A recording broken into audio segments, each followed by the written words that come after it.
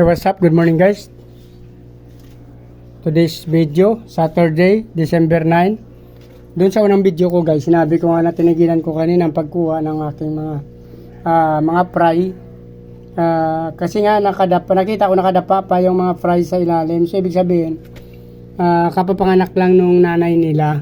So tinigilan natin kasi parang wala na rin ako makuha kanina at saka niliit pa nila tapos nakadapa sa ilalim. So ang ibig sabihin nung nakadapa pa sila guys, hindi pa tapos magbuga yung mama nila.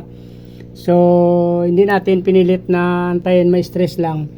At hindi ko na pinilit kinuha at talagang busisiin yung mga fry kasi nakadapa pa nga guys. So may nakuha tayo kanina doon 13, doon sa unang video ko pinakita ko. Ito yung nakuha natin sa tab na 13 guys, nagdagdag pa lang 2, 4, 6, 8, bali siyam na piraso guys. So 22 lahat. Kanina wala to guys, yung mga fry na to 13 na talaga nakita natin kanina, tapos tinigilan na natin kasi baka may stress sila. Hindi ko na binusisi pa na maayos kasi pag mahalata mo kasi guys kung yung mga fry kabubuga lang, makikita mo kasi nakadapa pa sila at maliliit pa masyado. Nakadapa sila dun sa tab, dun sila sa pinakailalim, parang sahig na baga. Doon sila guys nakatigil pa muna, hindi sila umibabaw kagad yung fry guys. Pagkabuga sila, mayroon namang lumalangoy-langoy na rin, pero mayroon talagang bumababa muna since parang lilong-talilong pa baga, mahina pa bago sila umangat. Yung nag-i-stay sila doon ng matagal muna sa ilalim. So ito nakuha natin ngayon, pangalawa doon sa tab na tinigilan natin kanina since hindi pa tapos magbuga. Sa paghinuwa ko, tama nga ako guys, positive dito, may naiwan pa na 9 na piraso guys. So 9 plus 13 kanina, so 22 guys. Sama na natin dito. Yung kabila guys, ang dami, 40 piraso may get. So limit muna natin sila ng konti dito guys. Ayan. Parami ang aking mga fry guys, kaya iniisip ko yung dito yung pinagkuhanan ko ng dito yung grow out, gagawin ko na itong grow out, sisimutin ko na yung mga natitira dito dyan. Mayroon pa tayo na iwan kasi dyan guys, sinsya na medyo masikip, mahirap gumalaw.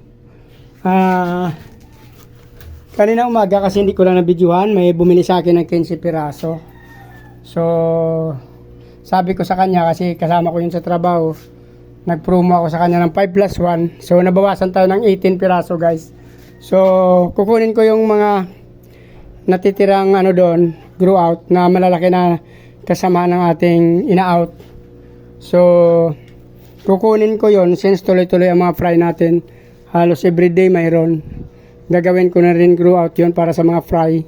So abangan nyo na guys kasi kukuhanin natin yung mga naiwan nating semi-adult dyan para maisama na din doon sa ating aquarium na ina-out since nabawasan tayo kanina ng 5 plus 1. So tatlong order ang kinuha niya, so 15 na 5 plus 1, so naging 15 plus 3, naging 18 piraso na bawas doon guys kaninang umaga bago ako umalis. Hindi ko lang nabidyohan guys, pero may kumuha sa akin. Dati ko kakilala din na kapwa ko driver doon sa pinapasukan ko guys dati sa aking employer sa magkasama ko dati, sorry guys, nabubul na ako.